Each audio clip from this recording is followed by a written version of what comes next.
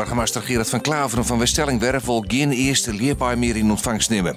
Dat had het juist de jong zijn in zijn eerste afspraak. Hij vindt het net verantwoord om leerpaaien te zieken, omdat onderzoek aantoont dat het net goed gaat met de stand van de graaidevogels in Friesland.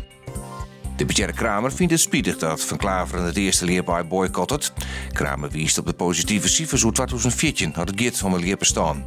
Boven dat is de keppeling van ijsziekjen en naaizorg van groot belang. En dat is een die net loslitten worden had, vindt Kramer. De grote belangstelling is van de moordrechtszaak begonnen in de 44-jarige Ljouter, die verdacht werd van de moord op zijn 28-jarige ex-vriendin Miranda Olivier, juni vorig jaar. Op de dag van de moord hadden ze besloten om uit elkaar te gaan. Daarna hebben ze thuis cocaïne gebruikt en een soort alcohol dronken. Als ze thuis binnen krijgen ze een ruzie die eindigt in de fatale stekpartij. Fusiegemeente de Frieske Maarten heeft een jaar na de oprichting een eigen vlag en een eigen wapen. Juist toen waren beide symbolen van de eenheid van de gemeente te presenteren op een negersreceptie. De vlaggen bestaat uit 3 baan, bob on fiets, dan giel en onderom blauw. En in de bob is de baan een rode harze. Diezelfde harze zit ik in het wapen, maar daaronder de Rieksapel. Toen en vannacht eerst nog droeg, let de Rijnwetter. Het zit een matig rond Hudde Westenwien en het is 5 graden.